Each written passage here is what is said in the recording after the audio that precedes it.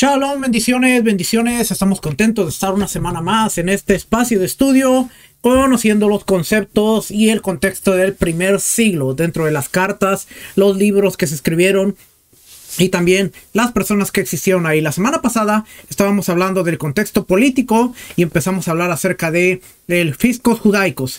Quiero agradecer a las personas que me han mandado información para que vea usted que todo se puede validar hoy en día. Durante la semana hubo personas que me dijeron, estuve viendo fiscos judaicos y encontré esta información, encontré esto.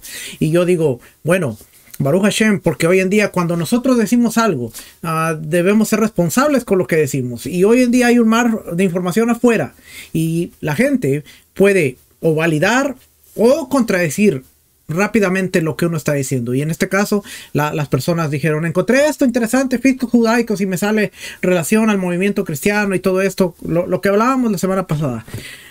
Yo le mencioné el libro, es este libro, La salvación viene de los judíos, de Francisco G. Martínez, y está hablando, de hecho lo tengo en Kindle, lo tengo en electrónico. Vamos a empezar ahí, vamos a ver un poquito para salir después de aquí.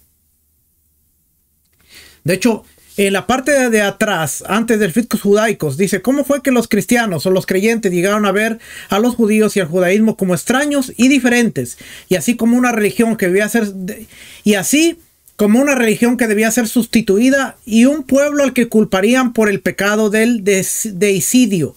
¿Cómo fue que el judaísmo llegó a considerar al cristianismo en sus orígenes un movimiento sectario judío como otra religión, y a sus adherentes como no judíos, miembros de la otra etnia? Fiscos judaicos. Después de la destrucción del templo de Jerusalén en el año 70 de la era común, el emperador Vespasiano promulgó el fiscos judaicos o impuesto judío para financiar la construcción del templo a Júpiter, Optimo Máximo Capitolio, o Aedes Iovis Optimi Maximi Capitolini, en la ciudad de Roma. Y necesario es aclarar que para el imperio de los Césares, la tributación era una burla políticamente calculada. Empero para Israel vino a coronar sus humillaciones porque sustituía el impuesto dado al templo de Jerusalén, que está en Éxodo 30:13, en favor del principal templo romano. El gravamen era una indemnización de guerra aplicada a todos los judíos del imperio entre 20 y 50 años de edad, o la edad militar, sin importar que hayan participado o no en la insurrección. Quedaban excluidos aquellos que habían abandonado o apostatado del judaísmo, ya que Roma definió el gentilicio judío en el sentido religioso, no étnico. Ahora Roma está haciendo una distinción entre lo que era religioso de la etnia. Consecuentemente, el fiscos judaicos funcionó bien como medida represiva contra el judaísmo y su proselitismo entre los gentiles, pese a que la edificación del templo a Júpiter se había dado por concluida en el año 75, el de la era común. El emperador Domiciano, quien gobernó del año 81 al 96 de la era común y reconstruyó el templo a Júpiter después del incendio del año 80, extendió el impuesto a los convertidos, prosélitos y simpatizantes del judaísmo. El solo hecho de que alguien descansara en el séptimo día o Shabbat, siguiera el código alimentario de comer kosher, lo hacía acreedor del oneroso fiscos judaicos. Domiciano veía las religiones monoteístas, especialmente el judaísmo, como ateísmo, porque negaba la validez de la religión oficial romana. Dicha infracción luego fue magnificada a nivel de traición al imperio. Adoptar la forma de vida judía podía conducir al converso al embargo de sus bienes y la mayoría de las veces a ser perseguido y ejecutado. Este hecho, a menudo dejado de lado por los historiadores, contribuyó colosalmente a la separación de la iglesia del judaísmo nazareno y llevó a este último al borde de la desaparición histórica. Paulatinamente e inexorablemente, el recuerdo hebreo se fue borrando de la memoria de la iglesia, como las lágrimas en la lluvia. Tal proceso de separación se hizo más dinámico a partir del siglo II de la era común. En aquellos años, el judaísmo estaba desorganizado y abatido y luchando por su existencia. Sin embargo, sin duda, la catástrofe israelita sentó muy bien a la nueva mentalidad, pues las comunidades cristianas ya no querían ser judías, sino que se esforzaban en fundirse con las poblaciones gentiles. En la epístola de Matetes a Diogeneto Posiblemente una de las obras más antiguas de la apologética cristiana se encuentra esta descripción de las primeras comunidades cristianas. ¿Por qué los cristianos no se distinguen de los hombres ni por el país, ni el lenguaje, ni las costumbres que observan? Porque ellos no habitan en sus propias ciudades, ni emplean una forma particular de hablar, ni llevan una vida marcada por la singularidad, sino que ellos habitan tanto en ciudades griegas como bárbaras, de acuerdo a lo que el grupo de cada uno ha determinado, y siguen las costumbres de los nativos en lo referente al vestido, la alimentación y el resto de la conducta ordinaria. El autor de dicha epístola no oculta su irritación por la simple existencia de la tradición de Israel.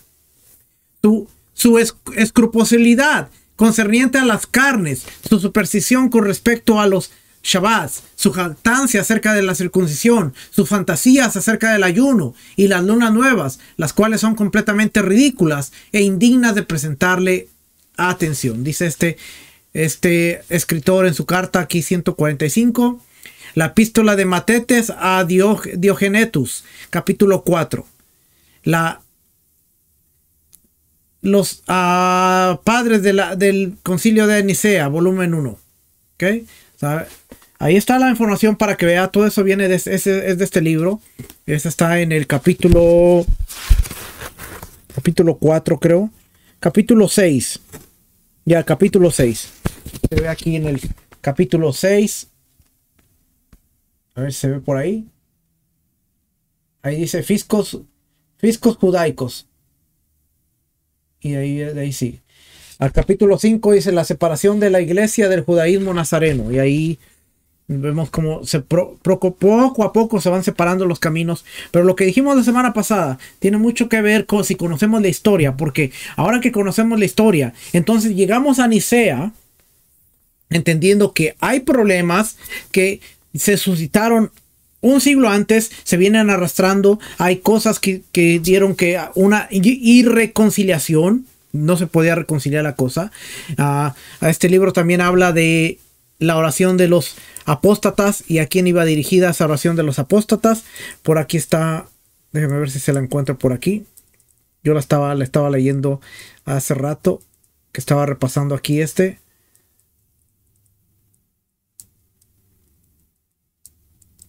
Está en el capítulo 5.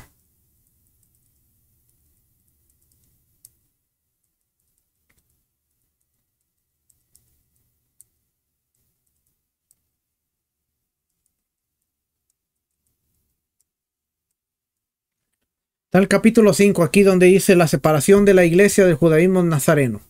Rechazo de la sinagoga a la iglesia. Y después dos factores supuestamente se conjugaron para cristalizar la separación. La ruptura, la creencia errónea de que la ruptura ocurrió en el siglo I, antes de la era común, por iniciativa de la nación judía. Dos factores supuestamente se conjugaron para cristalizar la separación. Uno, las insurrecciones judías en contra de Roma. Y dos, las maldiciones litúrgicas en contra de los judíos nazarenos y los cristianos. Y aquí está hablando de si es verdad esta maldición litúrgica que se iba dirigida a los judíos nazarenos y a los cristianos. Tenemos que leer porque el autor no dice que era para ellos. ¿Okay? Está hablando de los herejes. Y aquí habla de la oración número 19.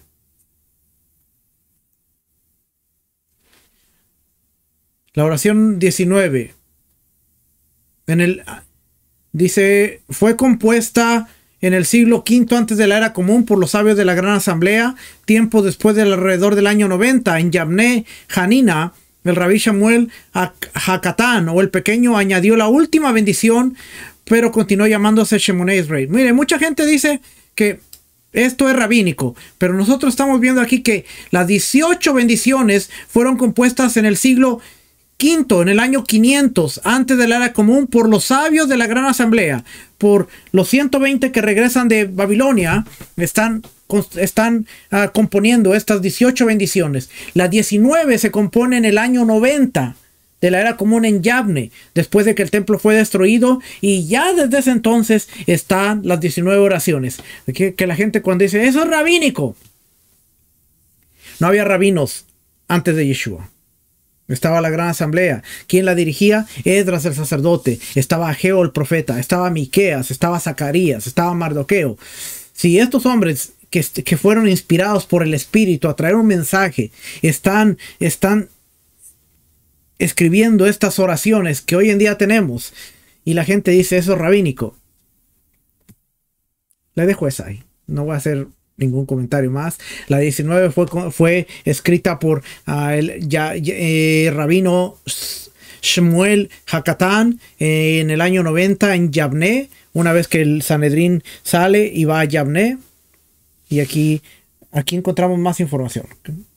Dice: fue en respuesta de la petición del rabí Gamaliel II. ¿Acaso no hay nadie que sepa cómo componer una bendición en contra de los minim? Sin embargo, los eruditos modernos, entre ellos David Flusser, no consideran al rabí Samuel Hatán como el autor, sino el editor de la bendición.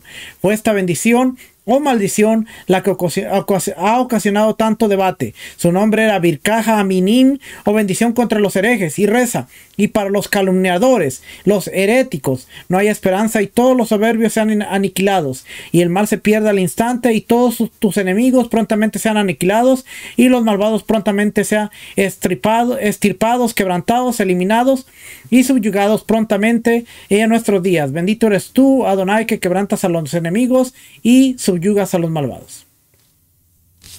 Jerónimo de Estridón, el célebre traductor de la Biblia del hebreo al latín, fue el primer padre de la iglesia que vio en ella un instrumento litúrgico para excluir a los... No fue hasta el año 340 al 420, después del concilio de Nicea, que Jerónimo, dice, fue el primer padre de la iglesia que vio en ella un instrumento litúrgico para excluir a los judíos nazarenos y los cristianos de la sinagoga. Pero dado su antisemitismo, sus palabras no tuvieron mucho peso en los demás líderes de la iglesia latina, quienes estaban más interesados en combatir las herejías cristianas que en el estudio de la liturgia judía.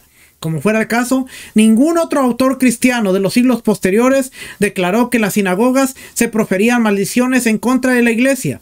Y fue hasta el arzobispo español Agobardo de León en el año 775, casi 5 siglos después, quien dictaminó que la palabra nosrim o calumniadores se refería a los cristianos y su expulsión de las sinagogas. Mas el testimonio del arzobispo no era imparcial ni confiable, pues padecía del mismo mal que ha corroído a la iglesia hasta el día de hoy, el antisemitismo. Una de sus obras conocidas como De Insoletia Judeorium, alrededor del año 827, está dedicada a flagelar teológicamente a las comunidades judías del imperio carolingio. En nuestros días este punto de vista ha cambiado. Los eruditos consideran, tomando como fundamento la semántica, el estilo literario y la historia de la bendición, que su origen es definitivamente precristiano, antes de la era cristiana, y muy probablemente de la época macabea, siglo II al siglo I antes de la era común. Otras evidencias indican que las versiones más antiguas del Shemoneh Esrei solo aparece el término minim. Algunas otras versiones indican la palabra nosrim fue añadida hasta el siglo IV antes de la era común, en el año 400, cuando el cisma cristiano ya había ocurrido. Estos hechos confirman la sorprendente conclusión de que aquel que busca la verdad sobre la separación de la iglesia y la sinagoga debe mostrarse escéptico, pues hasta el siglo IV antes de la era IV de la era común, la congregación de Jacob no había lanzado ningún edicto en contra de los judíos nazarenos o del cristianismo. Sin embargo, para esas fechas la iglesia ya se había separado del judaísmo y actuaba como una identidad independiente y agresiva. Consecuentemente fue la iglesia quien expulsó a Israel de sus filas y no al revés. Ahí lo tiene, porque aún en la oración, no, es que mira, en la oración, ellos maldicen a los cristianos, maldicen a los nazarenos. Pero estamos viendo que aún los eruditos dicen, la palabra nosrim, nazareno, fue añadida alrededor del año 400 de la era común. ¿Y qué había pasado en el año 400? ¿Qué estaba pasando en el siglo IV? Constantino, la iglesia, la declaración de la iglesia como la religión oficial del el imperio romano. Pero hasta el año 100 solo aparece la palabra minim, herejes. No, es la añadidura de nosrim, fue después. Pero tenemos que aún, cuando vemos el Sidur y escuchamos esas cosas antisemitas, aún dentro de raíces hebreas, de no, es que mira, están maldiciendo ahí, y eso es para los cristianos, es para los creyentes. Tenemos que ir atrás a la historia y ver cómo era el ambiente político, porque todo esto está afectando en lo que estamos leyendo y en lo que estamos viendo. Déjenme ir para acá. Ahora sí, para regresar, ya no me voy a quedar más ahí. Espero que usted haya hecho su asignación en cuanto al fiscos judaicos y vea lo mucho que tenemos que aprender. En esta dinastía de emperadores, Domiciano, el hijo menor de Vespasiano, tuvo el reinado más largo. Fue del año 81 al 96. Era autocrático y vengativo. En su afán por restaurar la pureza de la religión romana, ejecutó bajo la acusación de ateísmo a algunos que se sentían atraídos por el judaísmo. Hay pruebas de que también era hostil al cristianismo.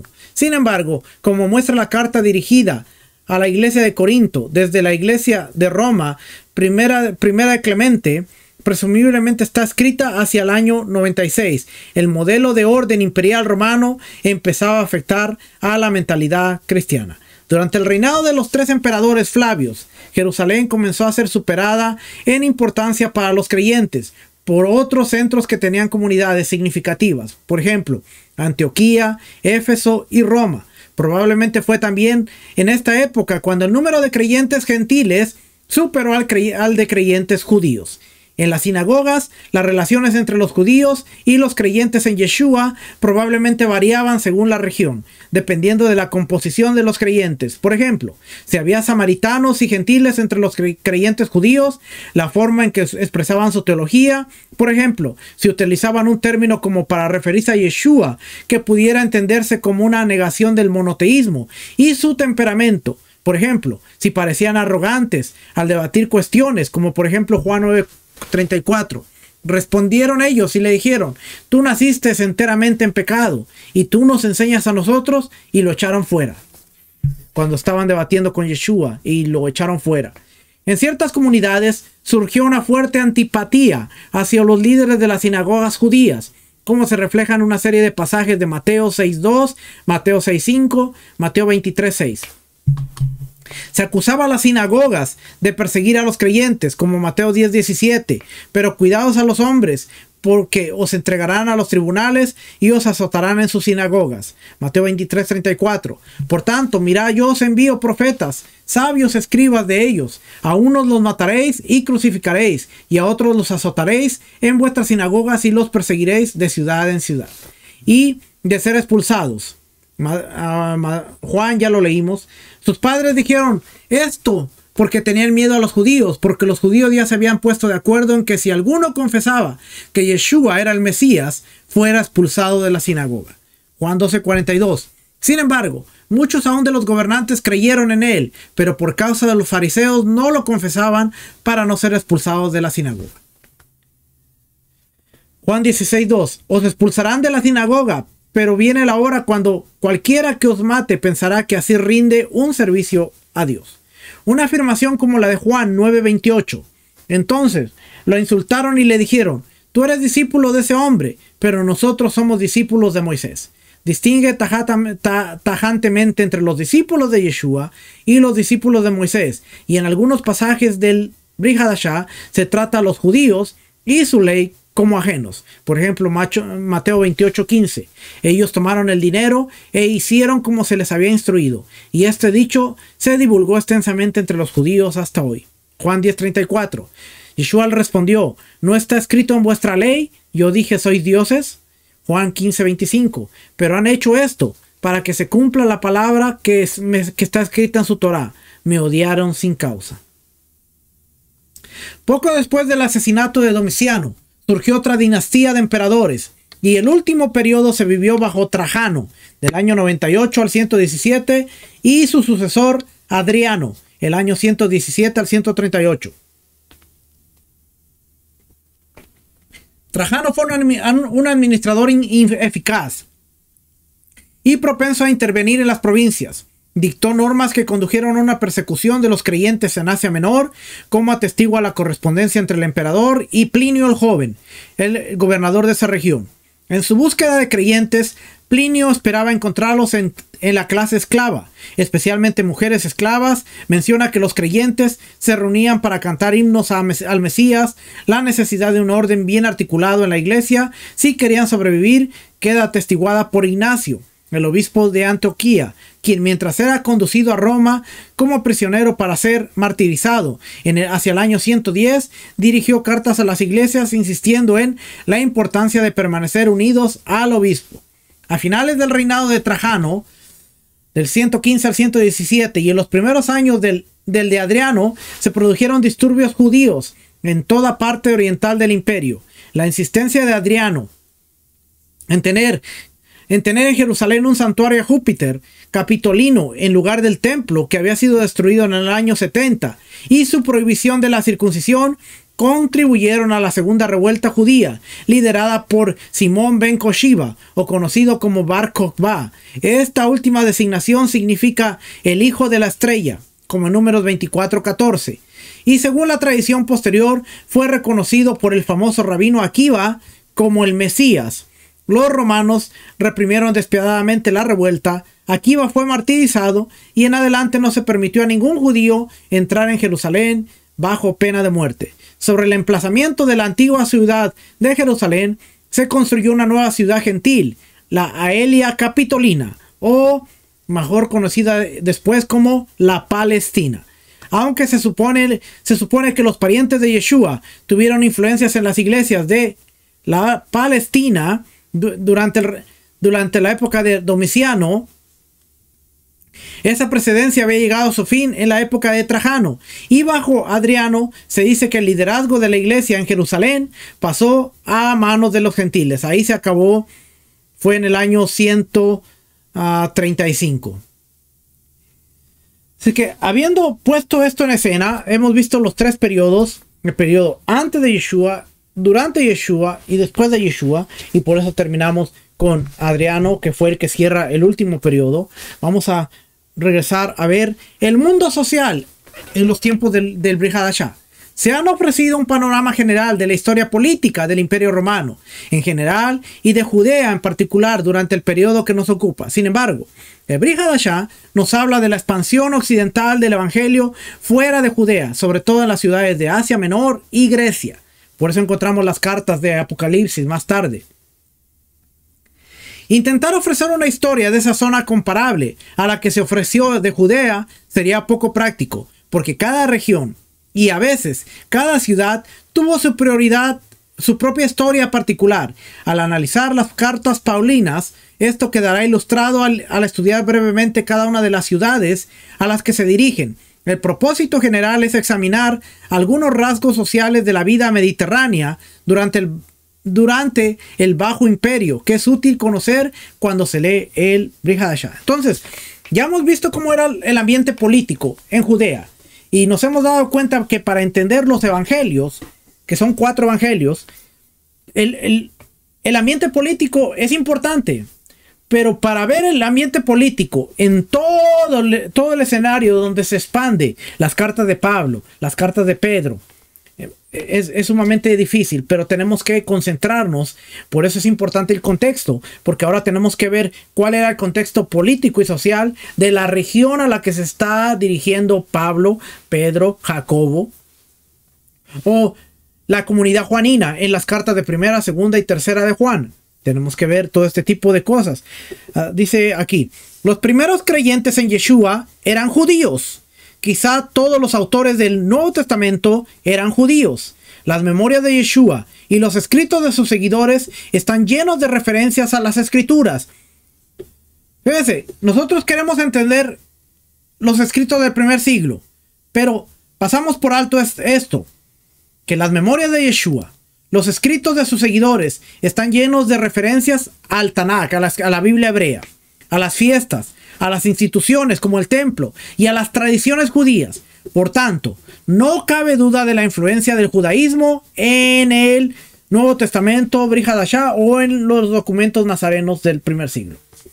Por tanto, no cabe duda de la influencia del judaísmo en el Nuevo Testamento. Sin embargo, como hemos visto desde la época de Alejandro Magno, Los judíos vivían en un mundo helenístico. Durante un siglo, antes del nacimiento de Yeshua, la mayoría de ellos había vivido en zonas dominadas por los ejércitos romanos. Y en la época de su nacimiento, un buen porcentaje, quizás incluso la mayoría de los judíos del mundo hablaban griego. Los libros bíblicos compuestos en hebreo y arameo se habían traducido al griego, y algunos de los libros bíblicos deuterocanónicos, como Segunda de Masa y Sabiduría, se compusieron en griego. Este último muestra al menos un conocimiento popular del pensamiento filosófico griego. Los judíos compraban mercancías con monedas acuñadas por los señores romanos y griegos, y a menudo impresas con la imagen de los dioses.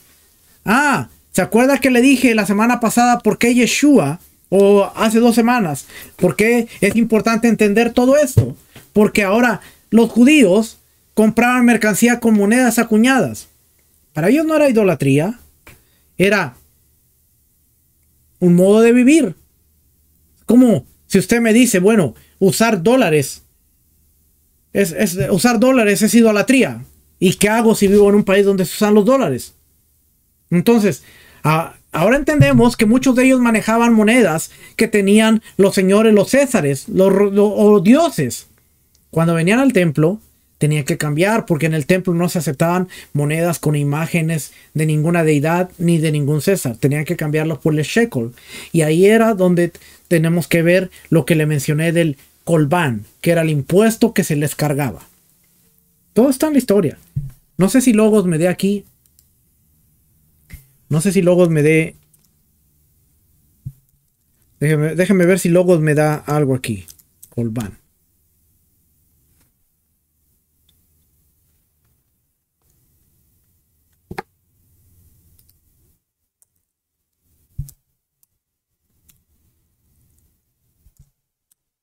No creo que me vaya a dar aquí nada.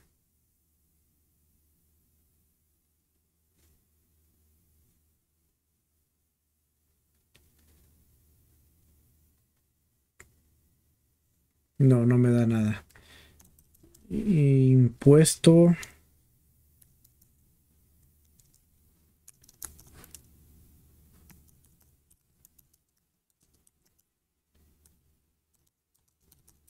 Estamos en vivo, así es que.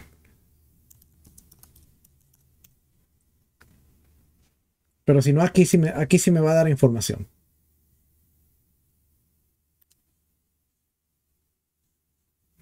Aquí.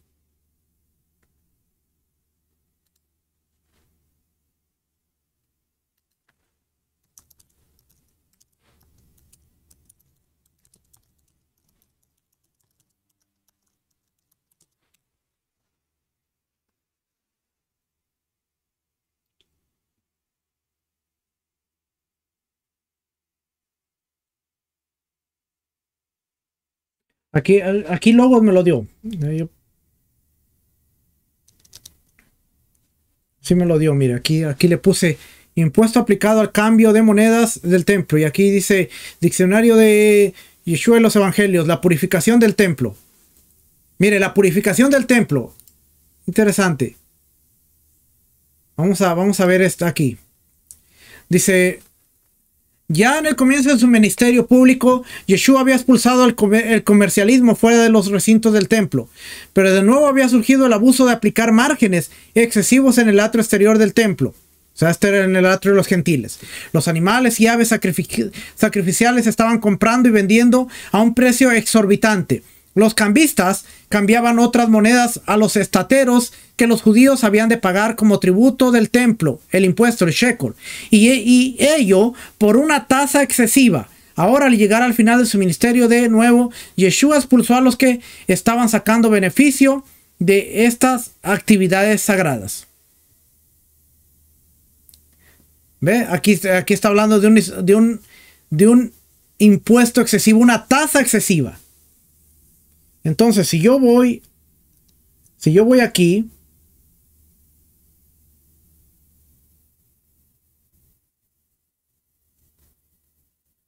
no me...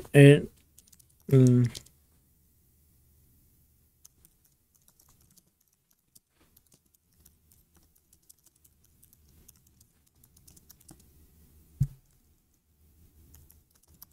La vez pasada sí me dio información aquí, pero ahora no.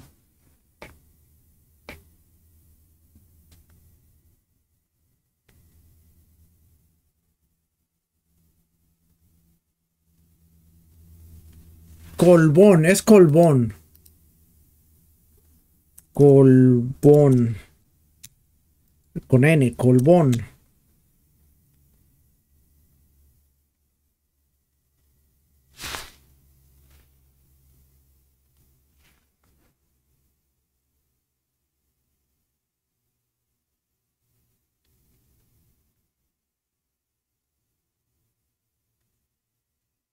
Colbón.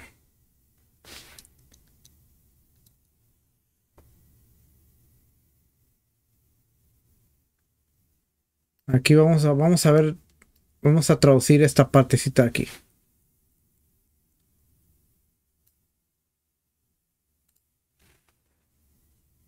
¿Qué pasó?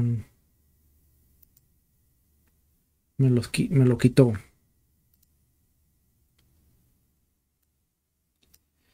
Quien pagaba una moneda de medio shekel en el templo debía pagar un recargo, colbón, tasa de cambio. Ese es el término correcto, una tasa de cambio.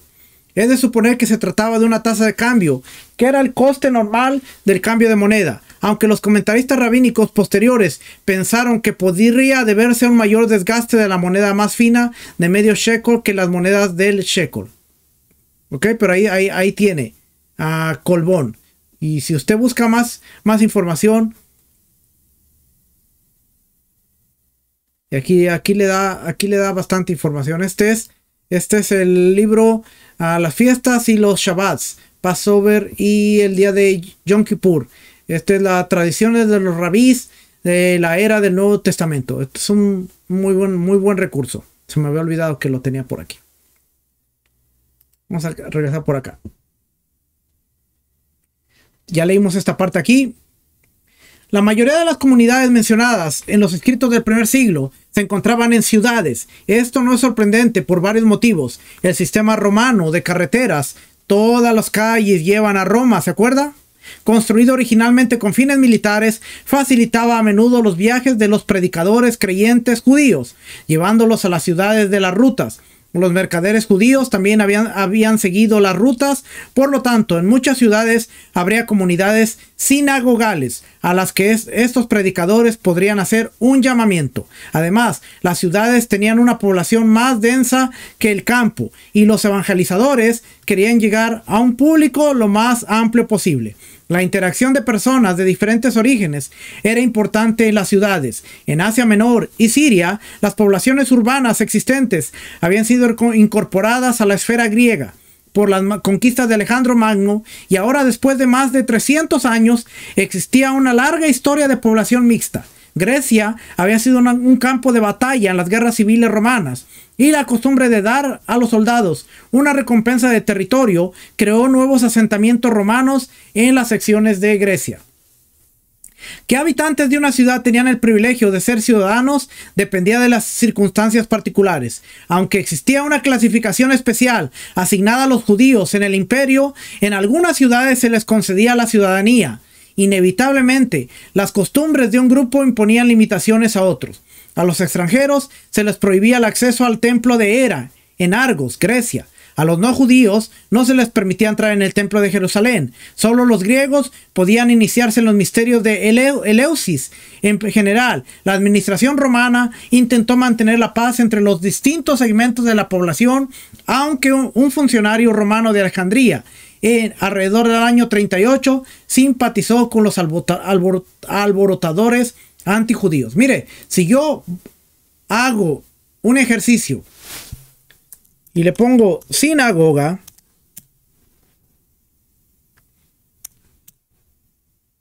¿cómo? No me aparece. Voy a ir aquí y vamos a ponerle sinagogas. Sinagoga en Biblia.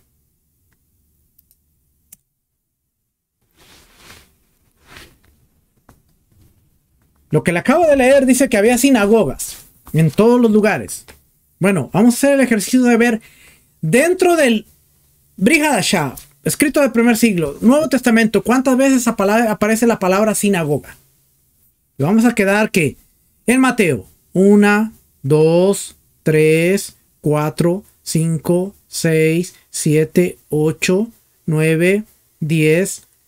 10 veces en Mateo. 1, 2, 3, 4, 5, 6, 7, 8, 9, 10, 11, 12, 12. Ya vamos más de 23 veces. Lucas, 1, 2, 3, 4, 5, 6, 7, 8, 9, 10, 11, 12, 13, 14, 15, 16, 17, 17. Ya llevamos 40. 1, 2, 3, 4, 5, 45 veces en los 4 evangelios. Pero después de la muerte y resurrección de Yeshua, vamos a ver que aparece 1, 2, 3, 4, 5, 6, 7, 8, 9, 10, 11, 12, 13, 14, 15, 16, 17, 18, 19, 20, 21, 22, 22 veces en Hechos. Y Hechos está hablando de cómo se está hablando el evangelio en toda Asia Menor, en todos los lugares fuera, en Éfeso.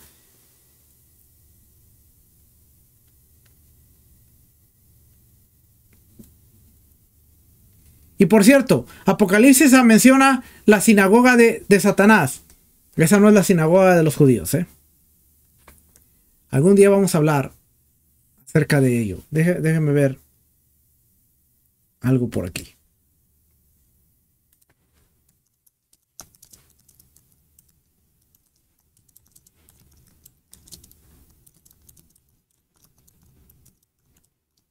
A lo mejor tengo información por aquí.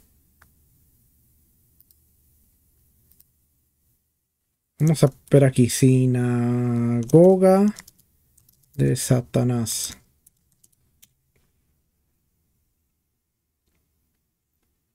En todos los libros.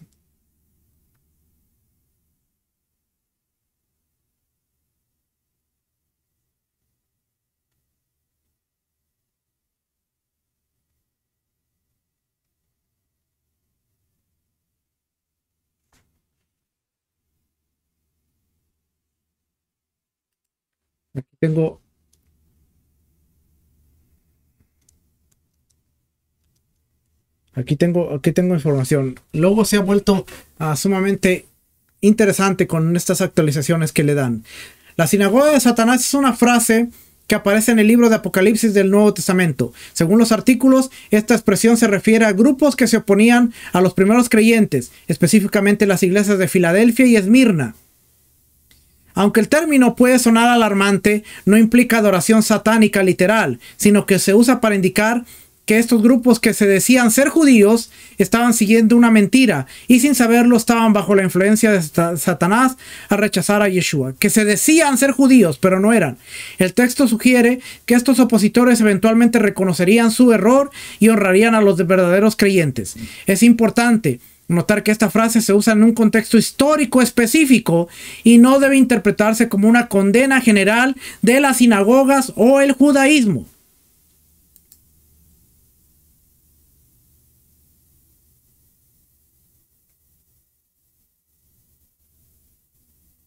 Dice, aparentemente se trataba de un partido herético dentro de una iglesia naciente.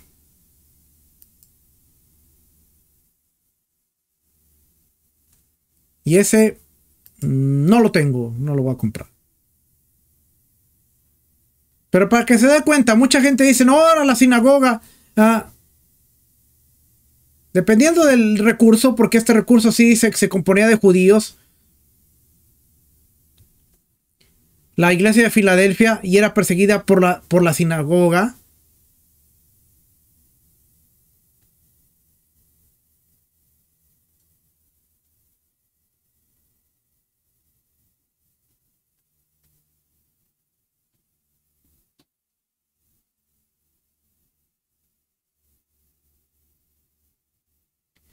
Otra vez aquí dice que dice ser judíos y no lo son.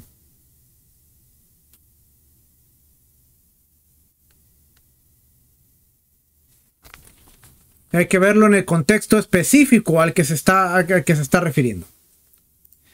Okay. Tal vez porque las poblaciones estaban mezcladas y porque había una considerable movilidad de la población, parece haber habido una necesidad sentida de pertenecer. Así lo sugiere el número de asociaciones o clubes que existían. Asociaciones para mantener, gimnasias donde se entrenaba el cuerpo y la mente, asociaciones de profesiones y oficios que funcionaban como gremios, sindicatos y hermandades, asociaciones religiosas para quienes participaban en cultos distintos del culto público, y clubes para ancianos, jóvenes y ancianos. En particular, quienes no eran ciudadanos lograban un sentimiento de comunidad en estas asociaciones. Los judíos estaban alejados de aspectos de la vida cívica común por su religión y sus leyes dietéticas, aunque algunos funcionarios judíos y miembros ricos de la sociedad hacían acomodos, por ejemplo, contribuyendo con patrocinio o dinero a un festival. A veces el grado de participación dependía del criterio personal. Filón no participaría en cultos paganos y abogaba por la pena capital para los judíos que lo hicieran y se convirtieran así en idólatras. Sin embargo, elogiaba el gimnasio y frecuentaba el teatro, donde las presentaciones podían muy bien incluir actos de culto pagano. En Mileto, una inscripción en el teatro honraba a los judíos. Cenar con no judíos era especialmente delicado, no solo porque podrían servir alimentos prohibidos, sino porque la comida podía estar dedicada a un dios pagano.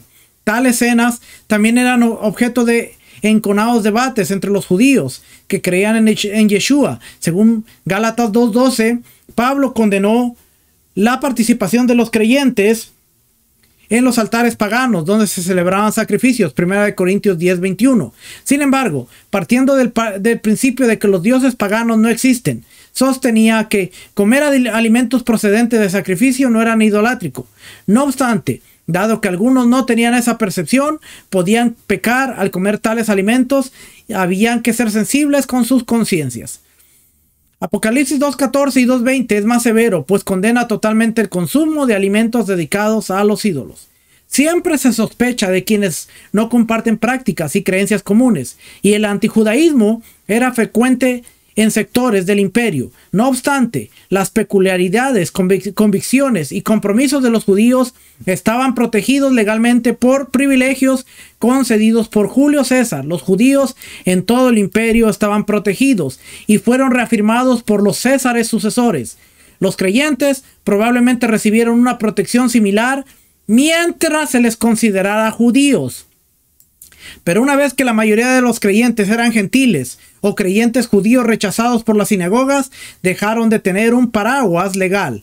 Además, los creyentes eran más peligrosos para la sociedad que los judíos. Aunque los judíos ganaban algunos conversos y simpatizantes, predominantemente su número se constituía por nacimiento.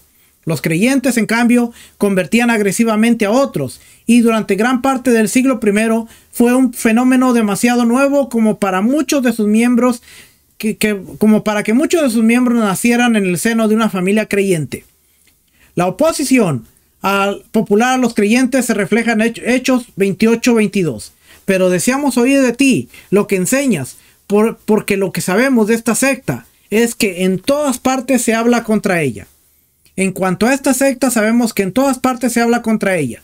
De las pruebas relativas a la persecución oficial, se desprende claramente que el comportamiento ajeno de los creyentes con respecto a las expectativas cívicas era muy sospechoso.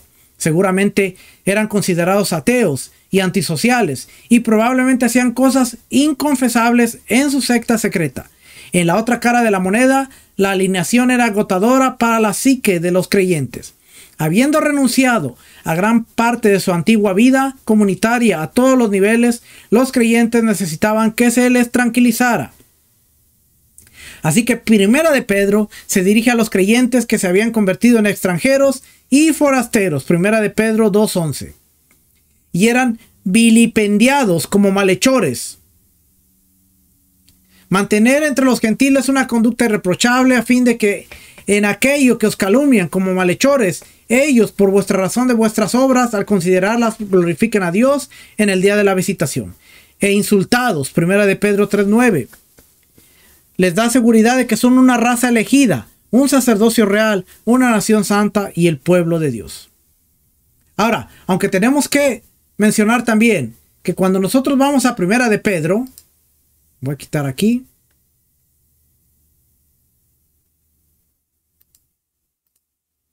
Y le voy a quitar aquí.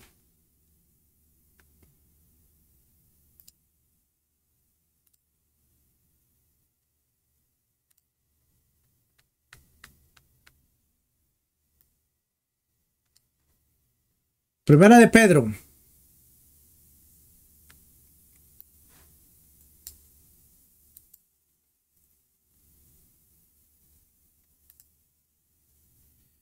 Pedro, apóstol de Yeshua el Mesías, a los expatriados de la dispersión en el Ponto, Galacia, Capadocia, Asia, Bitinia y elegidos. Está hablando a los expatriados, a los judíos que están en la dispersión.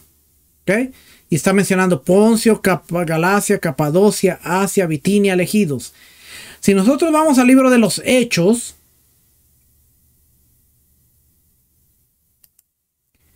capítulo 2, y quiero ver, la vez pasada hice algo, no me acuerdo cómo lo hice, pero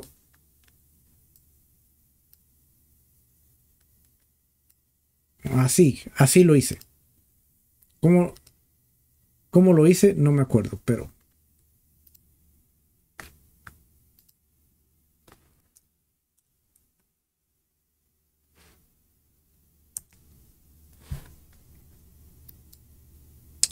me abre esta misma, pero ok. Aquí de este lado voy a abrir la Reina Valera. Ok. Esta la traigo para acá. Solamente para ver.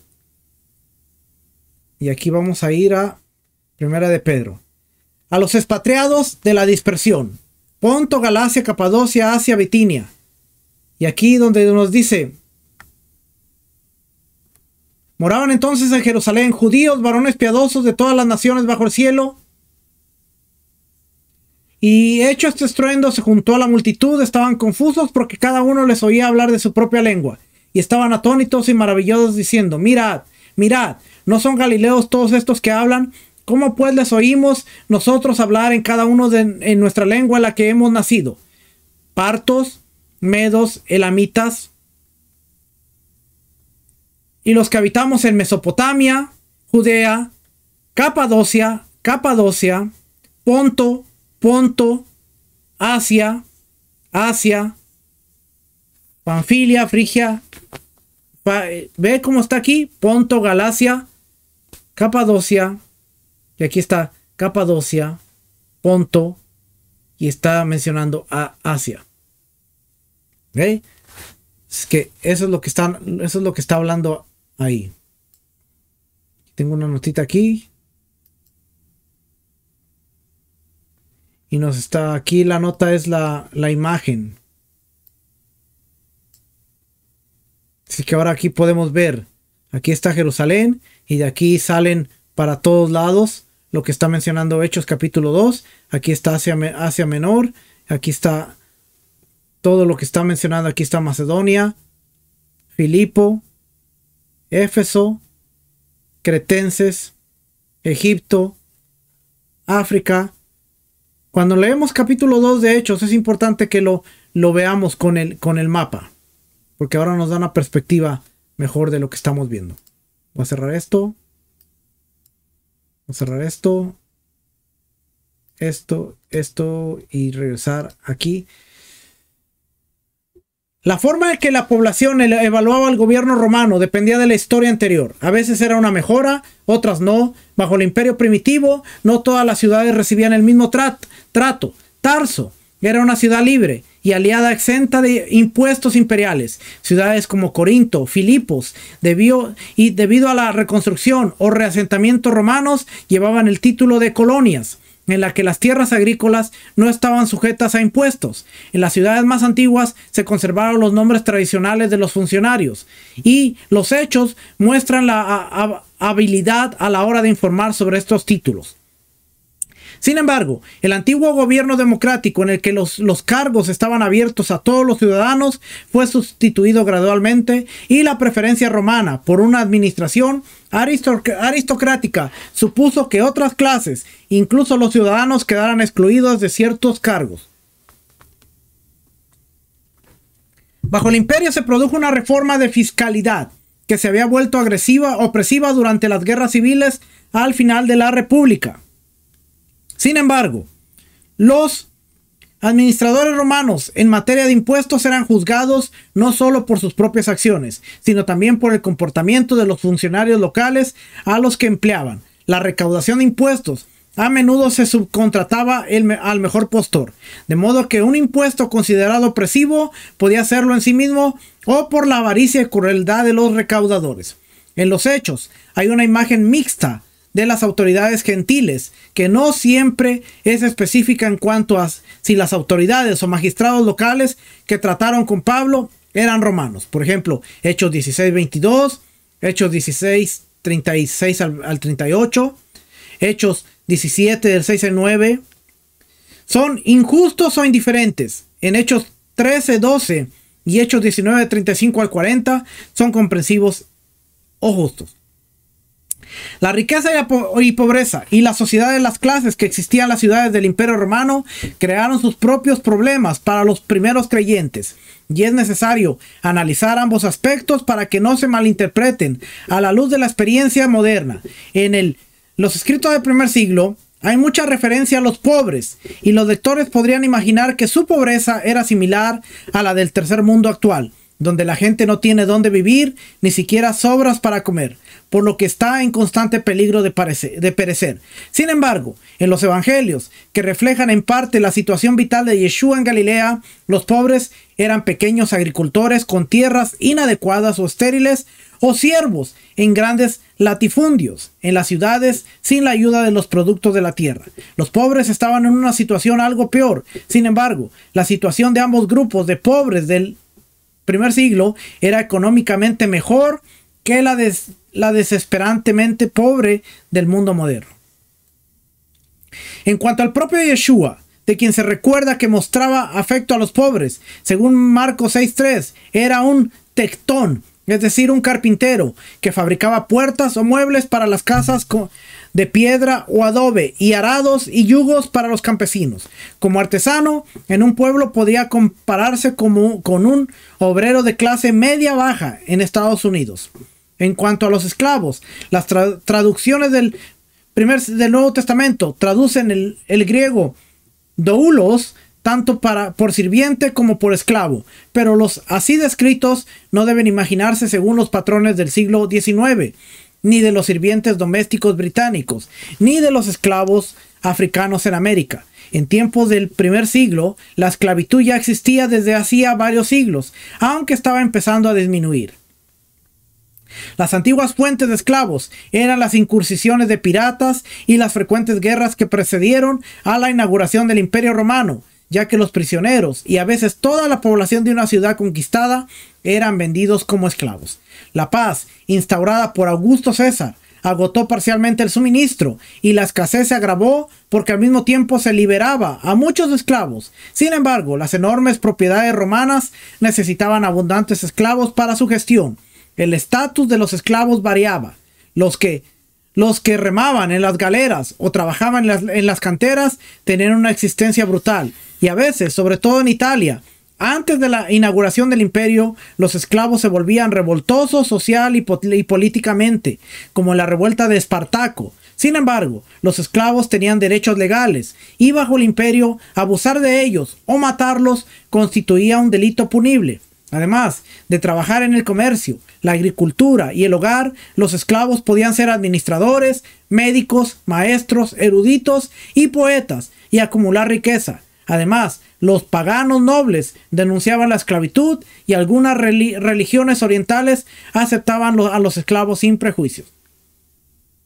Los predicadores creyentes hicieron conversos entre los pobres de la ciudad y los esclavos, pero también hicieron considerables incursiones entre la clase media.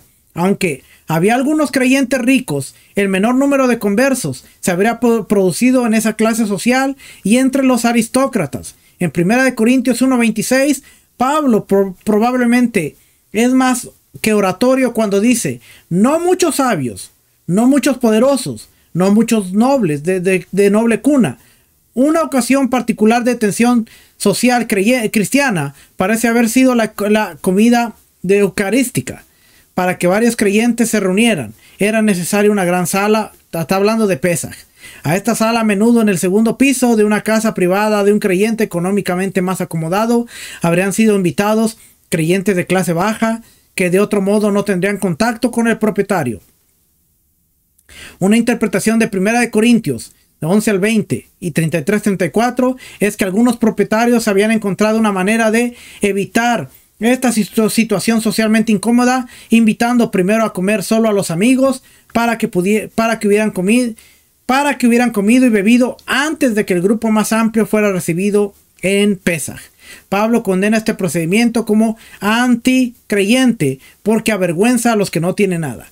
La breve carta a Filemón muestra a Pablo luchando con el problema de un esclavo fugitivo que había aceptado al Mesías. Pide al dueño que acepte al fugitivo como hermano y que no le imponga penas severas. Así pues, para Pablo la manumisión es deseable. Sin embargo, el hecho de que Pablo pensaba que pronto llegaría el fin del mundo no condenara la estructura social con su enorme número de esclavos, como fue trágicamente malinterpretado durante muchos siglos como justificación cristiana de la existencia de la esclavitud.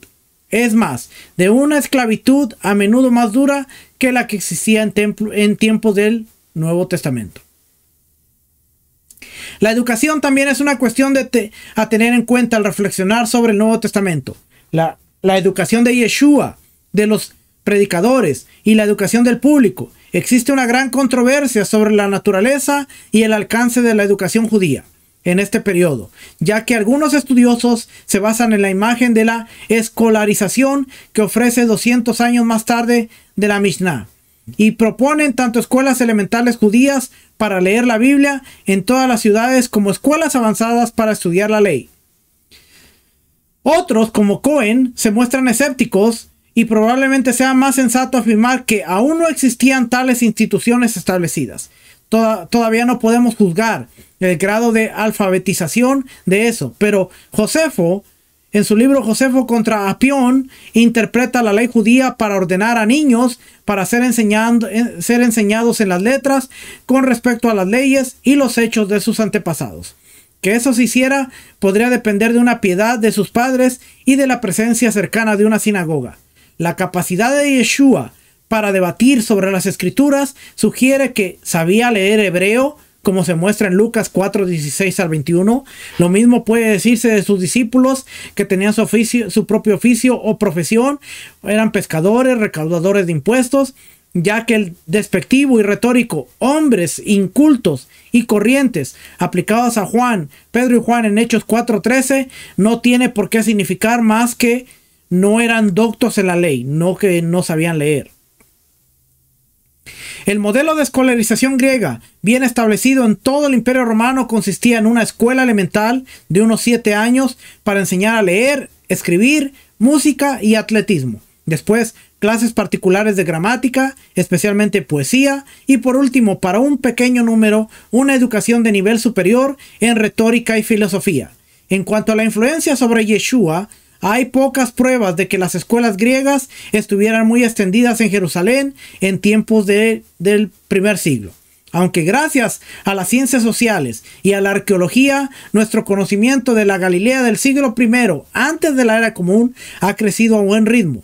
En las últimas décadas, el entorno vital de Yeshua ahí no está claro. No hay que exagerar la influencia que ejerció sobre él la cultura de ciudades helenísticas como Tiberíades, a orillas del lago de Galilea, cerca de donde predicó, Seforis, a solo 6 kilómetros de Nazaret. Por un lado, la gente del pueblo desconfía de la ciudad extranjera. Por otro, es muy posible que hubiera contactos económicos entre Seforis y Nazaret. Por ejemplo, en términos de mano de obra contratada y productos comprados. Que el joven Yeshua trabajara la madera en Seforis es una suposición romántica. y los contactos materiales no establecen necesariamente la existencia de un etos cultural sincretizado que se supone que le afectó. Aunque las excavaciones en Seforis no han aportado indicios de culto pagano público que horrorizara a los campesinos judíos, el hecho de que tanto ella como Tiberíades sirvieran de capitales a Herodes Antipas puede haberlas convertido en abominaciones para Yeshua, que habló con desprecio de esa zorra en Lucas 13:32. En cualquier caso, no hay ninguna indicación evangélica de contactos de Yeshua con tales ciudades. Tampoco tenemos pruebas concretas de que Yeshua o sus discípulos galileos mencionados con más frecuencia hablaran griego en un grado significativo, ni de que redactaran alguna de sus enseñanzas en esa lengua, aunque es plausible que él y los discípulos estuvieran familiarizados con algunas frases por el contacto con hablantes de griego y el comercio en la vida cotidiana. En cuanto a Pablo, que sabía griego bastante bien, se discute que sí creció en la diáspora o en Jerusalén. Si fue en la diáspora, es muy posible que recibiera una educación básica en griego.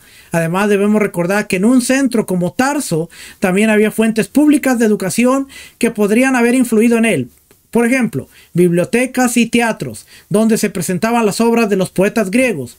Es posible que algunos predicadores creyentes tuvieran una educación griega más elaborada. Por ejemplo, Apolos, a quien Hechos 18:24 describe como un elocuente, y el autor de Hebreos, a quien muchos consideran el mejor griego del Nuevo Testamento.